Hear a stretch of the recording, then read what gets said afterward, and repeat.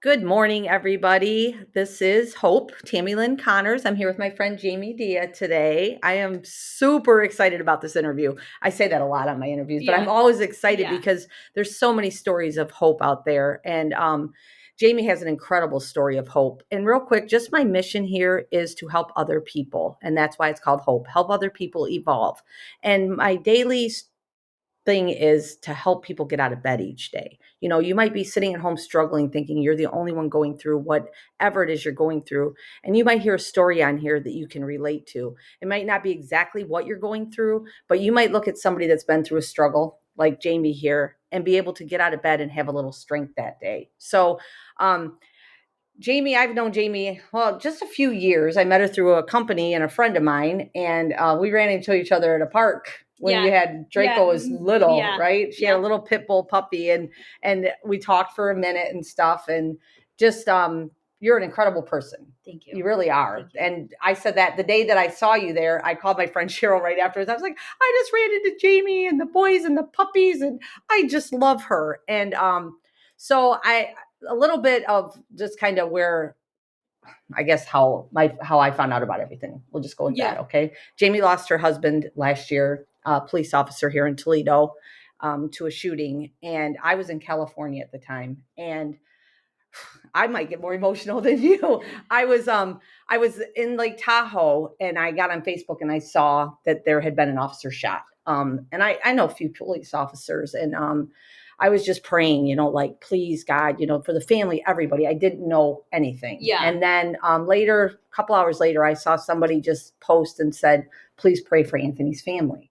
And I immediately was like, no. And that's how I found out. And then I guess, just I've watched you for the last, 19 months now? No, it's been over a year. Yeah. So yeah. Oh, duh. We're good, Jayme. 15 months. 15 months. Yeah. 15 months yesterday on the 4th. Yeah. We're good. This is what we do. It's early. And this is what I tell people. I'm here too. This is just us. This is just life. This is real people. We're not here staging anything. We're just like, here we are. And we're just here to offer hope. So maybe I don't really know how you want to, like, I guess, reflect on it and kind of what you've gone through and how you and the boys have done so much for this community and everything. We really try. We've tried with our situation. There's been so much good through the bad, and we've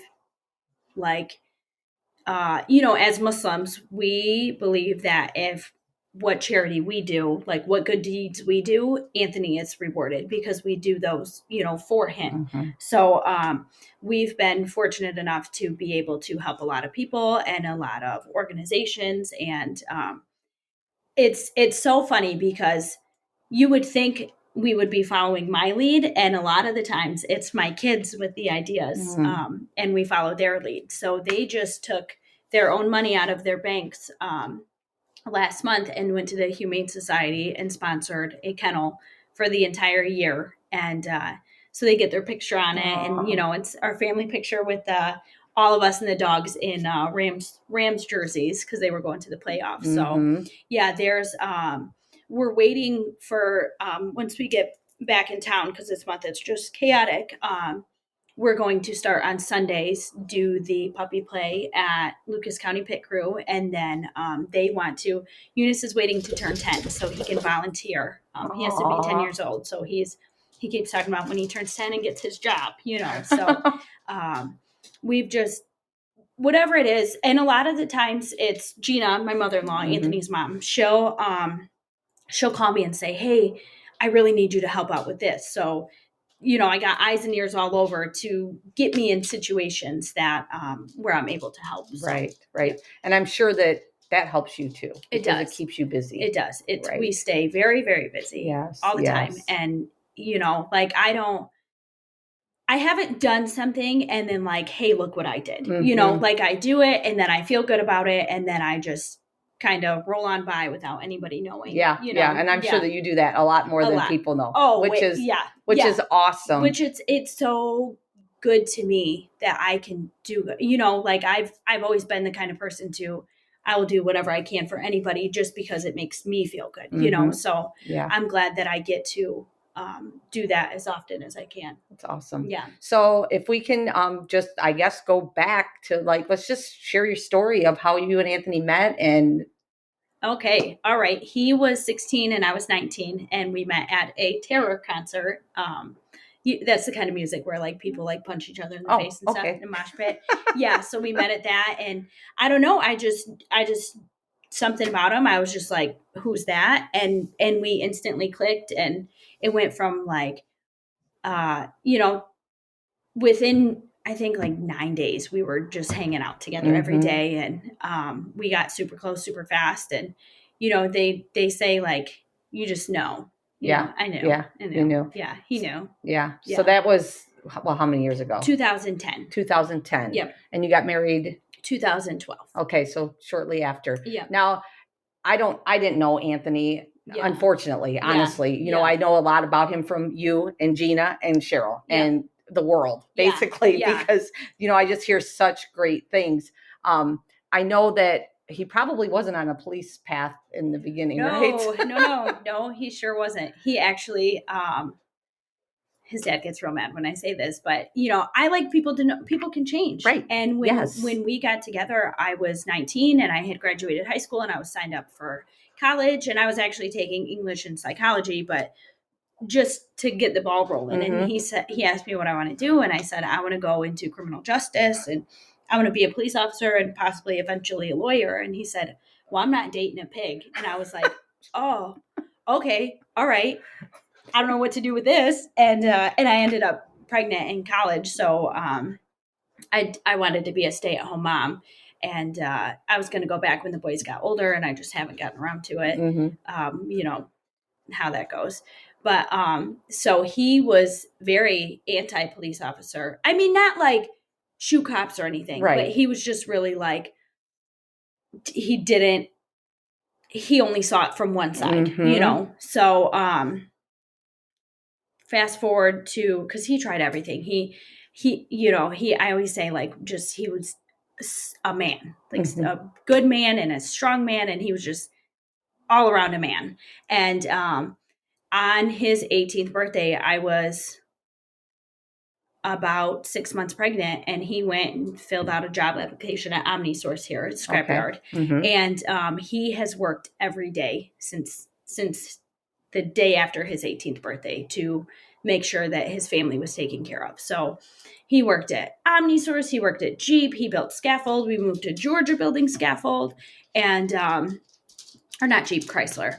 And every time he'd be like, this job isn't for me. And his cousin was trying to become a police officer, and he was actually trying to become a truck driver, and he could not pass the test. He could not pass it. And his cousin couldn't pass the like physical part for the police stuff. And Anthony was really into working out. And I was like, well, you should try it and see if you can pass it. And he was like, I know I can pass it. And I was like, well, do it. And he was like, well, then I have to be a police officer. And I'm like, so he took out loans and went through the Owens Police Academy initially. And he was a police officer for Mercy Hospital. Okay. And we ended up in Lima for about a year. And he worked in Lima and Tiffin, and then here in Toledo.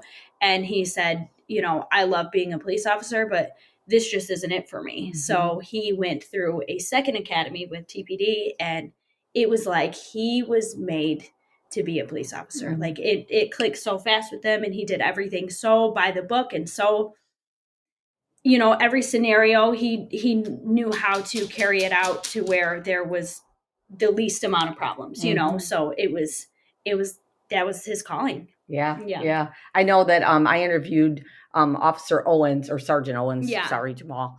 Sergeant Owens in May, and we had talked about that a little bit. And I asked Jamal because I knew kind of the history that he wasn't really like that wasn't his thing at first.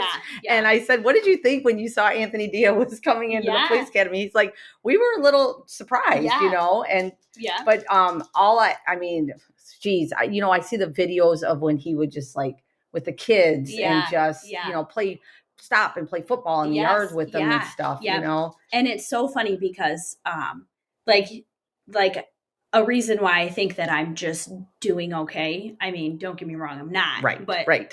Right. I'm making it. Right. I have zero guilt. Yeah. I mean, he'd be playing his Xbox or whatever on a day off, and he'd say, my feet are cold. And I would go upstairs and get socks, and I would put them on his feet so he didn't even have to stop playing. And that's how, no matter what it was, like, I would do anything for him, you know? So I have no guilt whatsoever. And, I was going somewhere with it.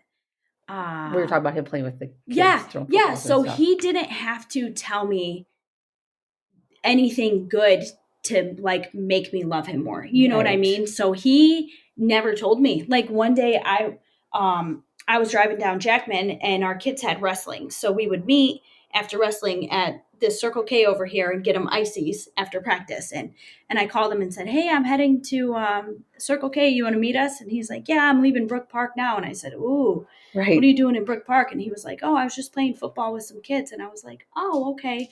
But and then come to find out, like the night just an hour before he was shot, he was taking pictures with kids, Mm-hmm. and I would have never seen it if it wasn't for this situation. But he never told me about the good. Like he Mm-hmm. never told me about the really bad. He would tell me about his day, but he never said like, "Oh yeah, I did this for some kids today and I went and did," like he didn't have to tell me those things because it wasn't going to change, you know. Right. Yeah, like Right. he was very humble in his good and his bad.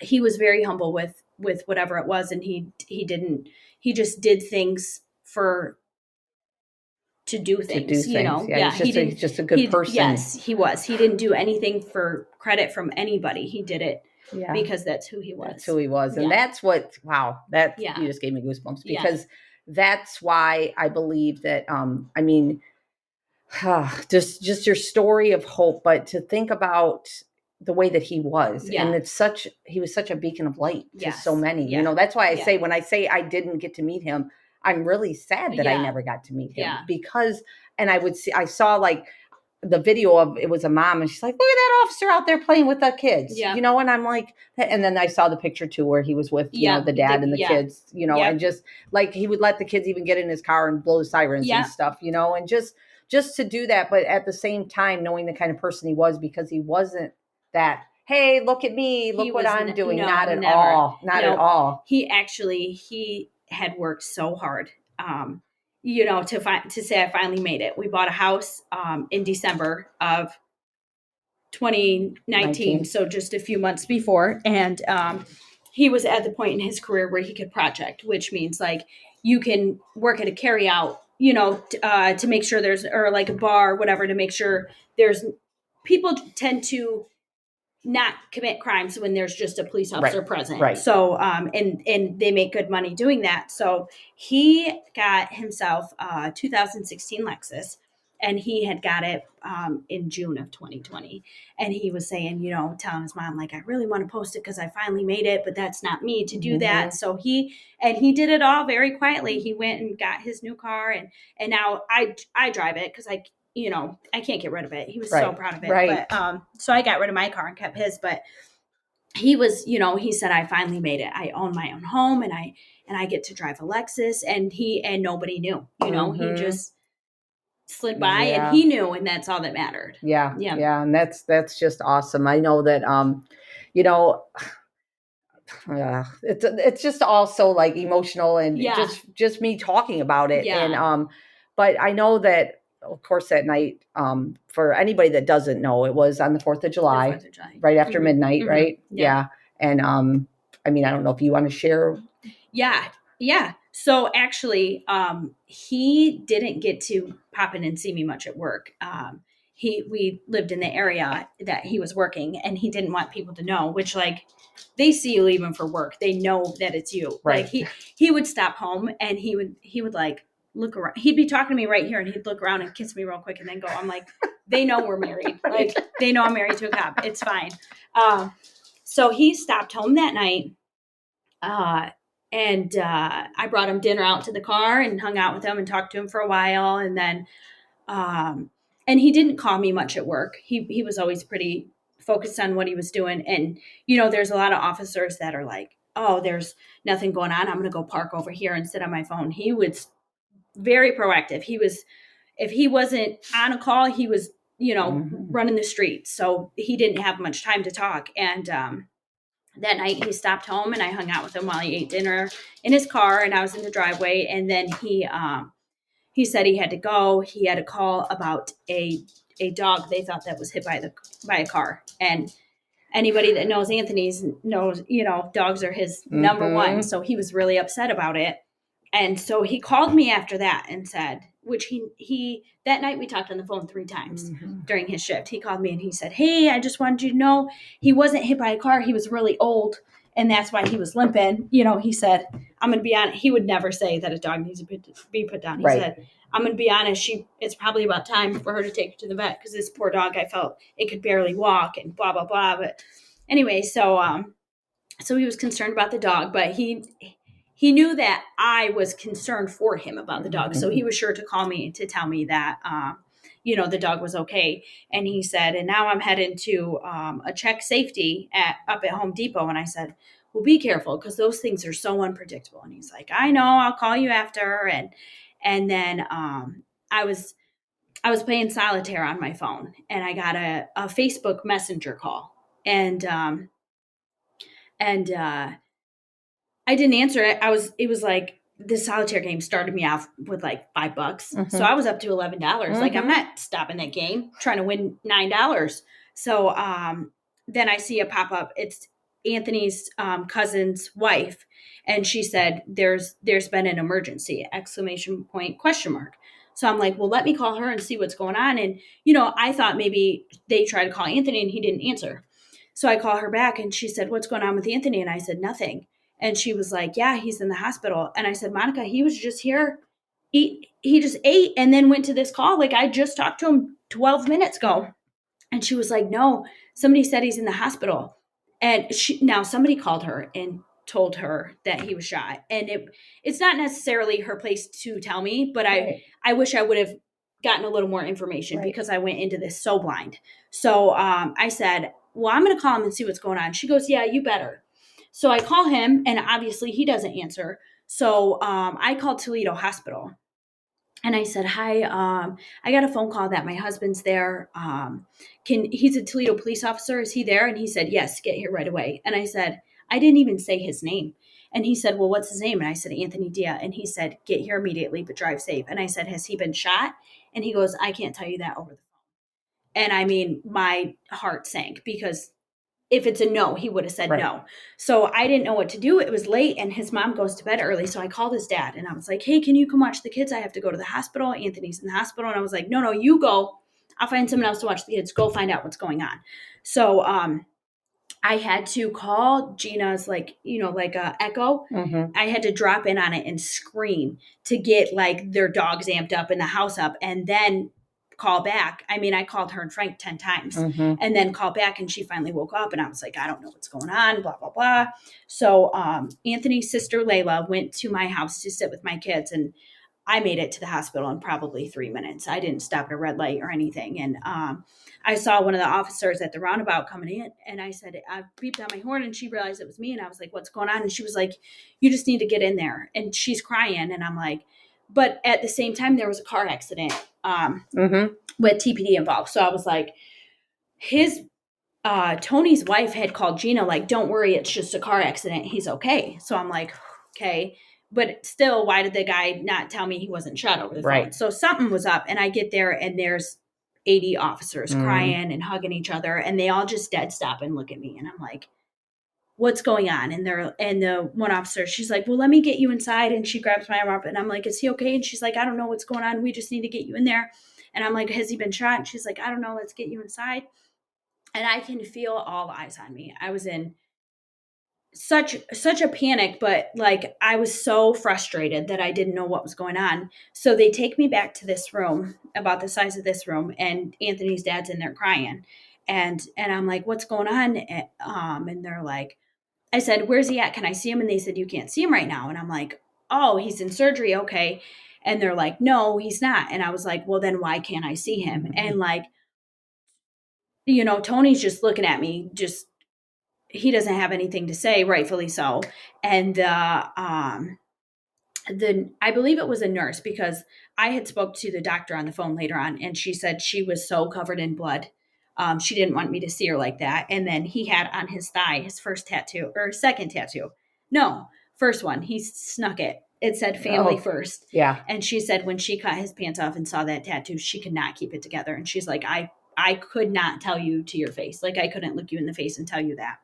So, but the way that, I believe he was a nurse, the way he worded it, like, he was just like, he died. Like, I don't know. I was like, wow, that was right to the point. But I was like, no, let me see him. Like, because Right. who's going to believe that? And I didn't cry or anything. I just kind of stood there. Like, people were coming up hugging me, and I could like feel it moving my body, but I didn't talk. I didn't. And I still feel guilty about this. I know that Gina's husband, Frank, he drives under the speed limit and stops at green lights, and he's just in his own world. So it felt like an eternity Oh, for them to get there. So yes. so I called Gina, and I'm like, where are you at? Blah, blah, blah. And she's like, they were not even halfway there yet. And I was like, well, you need to get here right now. And she was like, well, what's going on? And I was like, Gina, he died. Like, he was shot and killed. And, that I'll never be able to like unhear that scream. Mm, yeah. And I feel awful for telling her on the phone. But me, like, we always say, like, you have to have a sense of humor to get through things, Hmm. and we were talking about the night of the hospital, and I said, I wish Tony would have told me instead of that nurse. Hmm. And she said, well, he didn't want you to resent him. And I go, well, do you resent me? Right. And we just start laughing, because Right. like, I know, like, as bad as that sounds, but I mean, we say it all the time. I'll crack a joke with tears in my eyes, Right. like, I feel so awful about telling her that over the phone. But like, she says that I wanted to trauma bond. I wanted her to feel that, because she's like my person, Right. Right. So that was that. We joke about it now, even though we still shouldn't joke about it. But I feel a lot of guilt about that. But there's like a lot of stuff that happens where I'm like, oh my god, but nothing's gonna bring him back. Right. Right. Like his name was spelled wrong on the on his stone, and Oh, yeah, and we were all really upset about it. But like, and I get it. I obviously want everything to be right, but it makes no difference. right. Right. It's for us to look at. There's not a single thing that we could do or change it, because his grandma will say like, oh, well, what if he did this? And I don't want to talk about it. No. Like, we can't change that night. We just have to Move power on. through life. Yeah. And get Hmm. it figured out. So And you're doing an amazing job doing it. I'm trying my And best. what you just said, like his grandma saying, "Well, what if? What if? Yeah. What if?"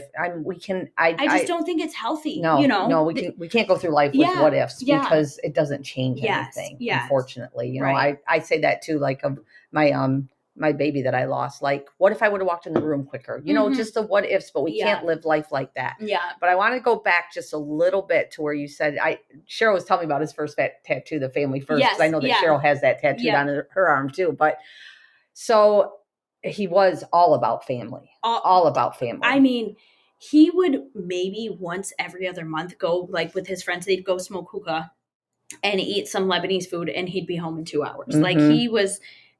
All of my pictures are like him and the kids piled up on the couch, and us watching movies, and them wrestling together. And he was so committed to his family that there Mhm. was like our kids played soccer for 1 year, and his grandma kept talking to him during the game, and he's like, well, go sit and talk to her so I can watch the game. He was like, this me watching my kids play soccer is better than watching the Super Bowl to me. Mhm. Like, he was just, no matter what they were doing, like, he was, I mean, a incredible husband, but an even better dad. Like, Mhm. he was so involved with our kids all the time, Yeah. and he was really touchy. Like, Touchy, yeah. he was always like, walking past and kissing the kids and rubbing on their heads. And yeah, he was very, very touchy, lovey touchy. That's And I have like I'm not. So, and I feel bad about it, because my kid, they're, how boys are with their mom. Mhm. And they're always like, my poor Matha, my youngest, he's so sweet, and he's touchy like his dad. And Mhm. he'll even say sometimes, like, can I have a hug? I'm like, you don't have to ask me, but I mean, and I would never push them away, but like sometimes they're just, kids are overwhelming, Mm-hmm. and I'm weird about being touched. I mean, my kids can touch me, obviously, Well, they're my yeah, kids, but yeah. like I'll let them sleep in my bed about once a week, and I'll have to like get up and go lay at the foot of the bed because they both want to be on top of me, and you know, they're so cuddly and they're sweaty, and yeah, so I feel bad for them from being having the touchiest dad in the world to like their mom Their who's a mom, robot. right? Yeah. I saw that you posted that. I don't know, a couple days ago, where one of the boys like rubs your leg, Yeah. like Anthony did. And it's so he does like a weird foot pattern, Uh and huh. I used to tell Anthony, like, you're gonna rub a hole in my leg. But then if he didn't do it, I'd be like, do you not love me anymore? Right, Why aren't you touching me with your right. foot? So it's one of those Yeah. things, like it's just and he was, and I don't like being touched. And we'd be laying on the couch and he could rest his feet right here on my face while we're watching a movie. And I was so unfazed by it. It Mm-hmm. didn't, me and him were always touching, and he was always touching the kids. And he was very touchy. His love language was absolutely physical touch, Mm-hmm. Mm-hmm. and not so much me. But I do notice like mannerisms in my kids that you can't learn that, Right. like that is just from Anthony, and it's just so awesome that they Yeah. have their weird little things that they do that remind me of him. That's awesome to Yeah. see that in them. And Yeah. so when we were talking about the family first too, I know that his last words were, Yeah. Tell my family I love them. yeah, Yes. yeah. Yep. And whenever I hear that, it just chills my body, and just to know that, I mean, that just shows how much Yeah. family Yeah. meant to him. Like, Yeah. And I even said the night at the hospital there, he was very involved with his family, and he kept his family and his work separate. And so I had only met one officer. His name's Jeffrey McClendon, and I had just met him the month before because he bought Anthony's car as like a winter car when Anthony was getting the Lexus. So he had to be there with us for the paperwork and stuff. And so he was the only person I knew. So I recognized him and I went right to him and I said, "Did excuse me?" And he was there. And oh, I said, "Did he say anything?" And he said, "I think he said like tell my family I love him or something." And I was like, "Nice, like rude." I thought he was just saying it oh, to like, right, to give appease me a little you. bit of Right, closure. Yeah. And he was right. like, "No, I swear." And I was like, "Okay." And then he came back later with another officer, Emily Felser, and he was like, tell her what you told me. And she was like, "He said it over the radio, tell my family I love him." And I was like, "Cool. You brought a witness. Like, thanks." I definitely wasn't polite about, I mean, I wasn't exactly Well, like that, but mentally in my well, head, that's how I sure. was. But I was like, oh, you know, and then so we're all in the room. Because I kept telling him, I want to see him, and you're not going to tell me that I'm not going to. So we stayed with him until the coroners came. Um, and so we're in the room, and Jihan, Anthony's stepmom, had brought her niece or cousin with her. And she said, "Oh my God, did you hear this?" And pulls it up, and it's his voice. And oh my goodness, I lost it because I'm like, that's so my husband. Mm-hmm. That's who he was. His last thing, as Muslims, you're supposed to say before you die, it's Arabic, it's La ilaha illallah. And it's, I testify there is no God but God. And it's like a thing. You're supposed to say it before you die. And he, we've obviously discussed that. And he, instead of doing like his duty as a Muslim, he had to tell his family he loved him, Mm-hmm. So I was like, wow, that's powerful. And it was so incredible to hear, but now it's like, it was like, wow, I can't believe that's what he used his last words for. But now I'm like, it breaks my heart to hear it, Mm-hmm. So I don't, if there's something, people make videos and TikToks and stuff. And if I know Yeah. that's coming, I'll hurry up and swipe past it or turn the volume down. And because it's so, I mean, it's incredible to me, but at the same time, it breaks my Well, heart, sure, sure. Yeah. Yeah. And we were fortunate enough to like see, that's another reason like we're doing okay. We got so much closure. Mm-hmm. Like he left a letter that he had written maybe 6 weeks before, which addressed, a lot of the family and told me everything I needed to know. And then he had his final words. And then like again, as Muslims, like I'm not worried for his soul at Mhm. all. And then the guy that had shot him committed suicide soon after, like minutes after. So Mhm. we didn't have to deal with the trial and a possibility of this guy getting parole and being on the streets, and we didn't Right. have to deal with any of that. Like it was just said and done, you know. So it could. I mean, there's people that lose family members in tragic situations with nothing, Right. no letter, no last words. You don't get to know what their last thoughts are, no life insurance, you know. And we've been fortunate to know his final thoughts and him give us the letter so we can always cherish that. And Right. you know, so yeah, Yeah. there's through the bad, there's been a lot of things that have just kind of worked out and given us closure. Yes. Yeah. Yes. So, do you mind if I ask you a little bit about your religion? No. Okay. So, have you always been Muslim? No. No. No. Uh Anthony wasn't. I didn't know he was Muslim when we first got together. He, like, I don't know, I didn't really understand like Arabs and Muslim, and I or like Jews, any of it Right. really, you Right. know. I had no idea. So he would kind of tell me stuff, and I would be like, really? Like, Allah is literally the Arabic word for God. Like Mhm. Christians that speak Arabic pray to Allah. Mhm. It's not some secret God that we have, you know. Right. And so he would like tell me stuff like that, and I'd be like, I had no idea. And what finally got me was like, you don't, there's not like eternal hell. Like you pay for your sins and then you go to heaven. And I'm like, sign me up. Like, what do I do? How do I do this? So yeah, so I converted while I was pregnant with Eunice. So it was sometime in late 2011. Okay. Yeah. Yeah, and then you used to wear your. Yeah, I started wearing the hijab about a month after Mathan was born.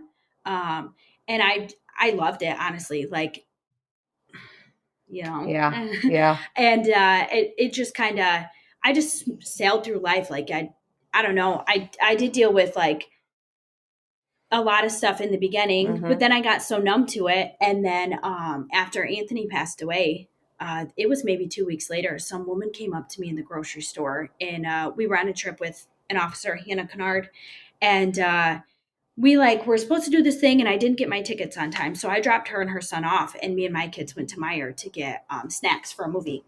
And this woman comes up and says, I have to ask you a question or something. And I was like, oh, what? And I thought we were picking out ice cream. I thought she was giving me ice cream advice. Right. And she was like, why would you follow a religion that degrades women? And look what you're doing to your kids. And like, lady, my husband just died 2 weeks ago. Like, Right. I do not have it in me to deal with anything right now. So, and most of the time I'm pretty like, well, no, you know. And she's like, you're teaching them this, and you need to teach them a lesson. And I'm like, they're about to learn a lesson if you don't get out of my face. Right. Like, normally I'm like, well, see, you don't understand. No, that day I was not having it. And I'm like, hopefully it doesn't escalate, because I have Hannah's car in a city 3.5 hours away, you know, Oh, you're like right. with my kids. So we got out of there, but I was like, wow, like what's wrong with people? And then a guy was weird with me when me and the kids went to Disney. I had a shirt. It was from the Detroit airport, so it said Detroit in English, and the second word was Arabic, and then it was all. And he like, I walked in the bathroom with like his family in the women's restroom, and he like snatched his family out and was like, just wait a minute, don't go in there right now. Like looking at me, I'm like, what do you think, I'm about to blow up this bathroom? I'm holding my kids' hands, Right. but okay. Right. Yeah. So he was weird. And then in Detroit with Hannah and the kids, they have people that stand on the corners preaching and stuff. And some guy was like, yeah, I see you, bitch, take that shit off your head. And well, sorry for that. No, it's quoting. okay. No, it's okay. Okay. No, it's And okay. like, this dude's like 6'4", like 300 pounds. What am I going to say? Like, this dude will rock me. Right. So I just kept walking, but I'm like, my goodness. And then, so I had kind of went back and forth about it. And I was like, for like in everyday life, I had my husband with me at the grocery store. He would fight anybody anytime. Like, Right. he was, you know, he was serious about some stuff. And when it came to me and the kids, he did not take anything from anybody. And so I felt safe with him. And then all of a sudden now I'm just by myself with my kids in another state wearing a hijab, where people hate me for no reason. Right. So I went back and forth about it for a few months, and I did make the decision to take it off. And I feel actually a lot safer when we are out of town together. And if it were just me, I would keep it on. But the fact that I have my kids with me, Yes. Yes. I don't want to put them in a risky situation. So it's I've definitely got some judgment from the Muslim community. Like it's, I don't know, like I'm being judged enough. Let's calm Right. down. Right. I'm Right. I'm doing what's best for me. And at the time, this is what is. And I took it off, and a week later, a family in Canada, a family of five, they were Muslim, and a car ran them over, and four of them died. Oh. Like I used to, me and my kids would be at the grocery store, and I'm holding their hands, and we'd go to cross the street, and the car would, go ahead. And I'm like, no, you go. Like, what if you're crazy Right. and hate me for no reason, So I'm Oh. not going to put my kids in a dangerous situation. So I just decided it was best, it's what's best for right now. Right. So, Right. yeah. Right. And you know who you are. Yeah. Right. Yep. And That's I mean, what. like, cause when I told my kids about it, I said, I'm thinking about not wearing the hijab anymore. My oldest son, Eunice, he was upset. He cried. Mm. And I said, Bud, why are you so upset? And before he could even answer, my youngest Mathan said, you don't have to wear a hijab to be Muslim. And I was like, exactly. We're never going to not be Muslim. It's just, I'm probably going to take it off. And I wanted to give you guys a heads up. And we talked about it, and they asked a lot of questions, and I answered them all. And one thing that is just warms my heart. I love it so much. They're very touchy. And now when we're out somewhere, like Matham, I have videos of him from the time he was a baby until last week playing with my hair. Oh. So he, when we're out to eat and waiting for the food, he's just in love petting my hair, and Eunice is on the other side petting it, and they've never had that opportunity. So they're like, he's just always playing with my hair, So I'm like, well, he likes it. Right, So, right, yeah. right. And you feel safer. Yeah, I do. Yeah, I so do. that's I what's don't. important. Yeah, I've actually even noticed that I'm so like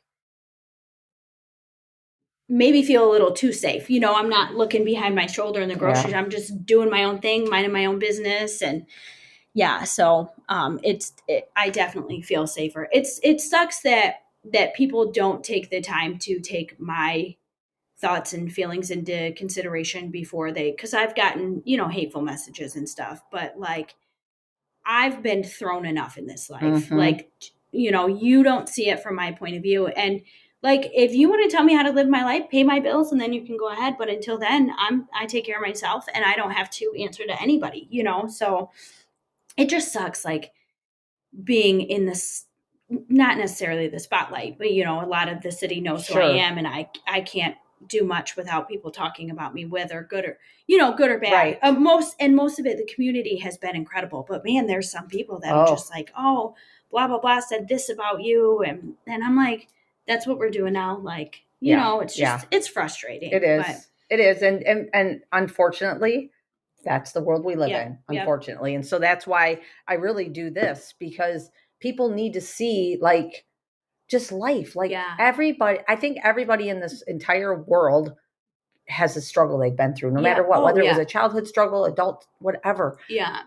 And they keep it to themselves because, well, we know what society's like. Yeah. But, when I share these stories of hope and your story of hope, I'll get a message from even one person that just says, Yeah. wow, thank you. That story really encouraged me today. Yeah. And that's what we all need to be, like Right. the beacon of light for this world. Yeah. And I know what you and your boys are, everybody, the Yeah. community has come together and done so much for all of this, Yes. to take the worst situation Yeah. and turn it its best as you can. Yeah. Like Yeah. you said, we can't ever get Anthony back. Yeah. You can't, but you can just do good for what he was, Yes. and your boys are a true testament of that. Yeah. I love following you guys and watching everything. I know that you said that he's getting ready to be honored this Thursday. Is that what you said? Thursday is a award ceremony with the police department, and it's called I have the paper somewhere, but it's like a blue medal or blue ribbon or something, and it's the highest award that the city gives out. So So he gets that. He gets Yeah. that. Yeah. And then you guys are going to Florida, you said? Florida for Miami, Florida for LEO week, which law enforcement officer is what LEO means. So we have they're called there's a organization. It started by a 16-year-old girl. I believe she lost a family member that was an officer, and she made bears out of the clothing. So it's called Blue Line Bears, and it's a nonprofit. And she just does this out of the kindness of her heart.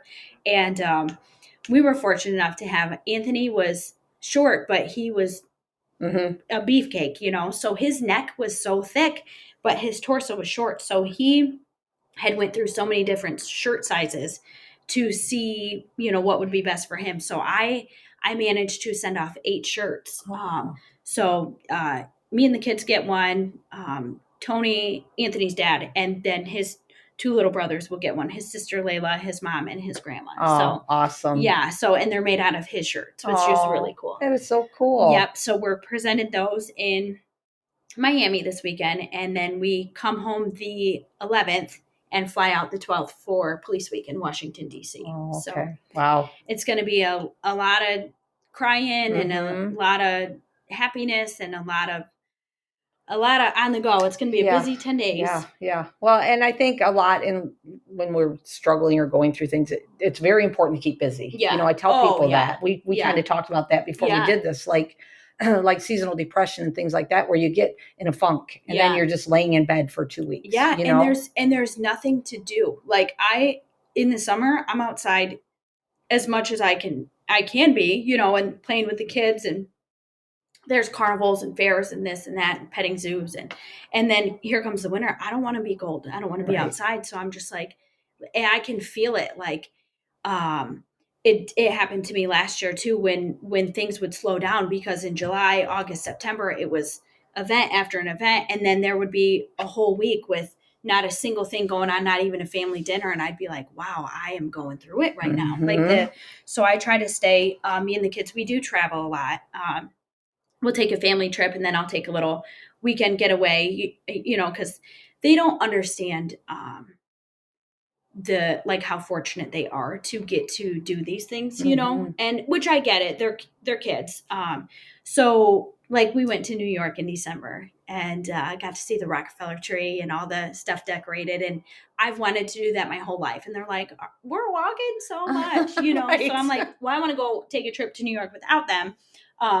So like we'll take like a long family trip, and then I'll take a little weekend, just like a cool down. Not always, but so I try to keep myself busy and keep them busy, and they do jujitsu, and pretty soon it'll be wrestling season. And we do what we can to stay. That's the only, if I didn't have like so much to do, I don't think I'd make it, It's on the days that are moving slow, it's really hard on me. Yeah. And I love looking around. This first time I've been at this house, and just, seeing Anthony all over. All over. I want to make sure in every room I get to look at my man. And that's awesome. And I see some of your snaps, from memories and stuff like that. And I think I messaged you one time, like, how awesome it is that you have all of those, it's and he'd say, are you recording me? And I'm like, just shut up. It's Snapchat. Right. Let me. And because there's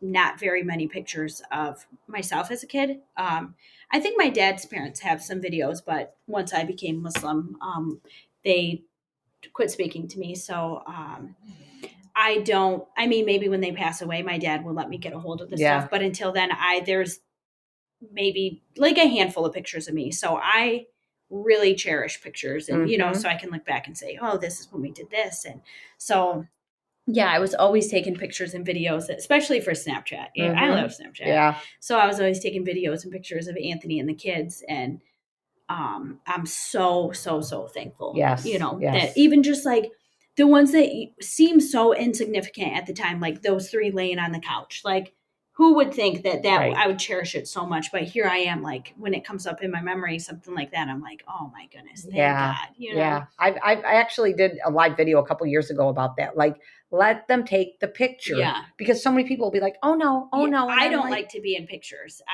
and Let even them take now, the picture. even now, I'll be like, okay, and I'll see it. I won't like it, but for my kids, I make sure to participate in pictures, because most of the time Anthony would say like, oh, well, get over here. I'm like, no, I'll just take it of you I'll guys. just take Like, it. yeah, we were together 10 years and there's 10, 15 pictures of us together, Yeah. So Yeah. I don't photograph well. Yeah. Selfies, filter, I'm good. But if you put us all on the couch, I get awkward in my pictures. So. Well, and she's absolutely beautiful. So, Thank I mean, you. I came here today and I was like, well, we can do audio and video or just audio. And she was kind enough to let us do audio too, so our video too. So it'll be on our YouTube channel. So All right. thank you so much for letting me interview you. Yeah, It's absolutely. awesome. Thank you for having me. It's awesome what you and the boys are doing. And is there any foundations or anything set up?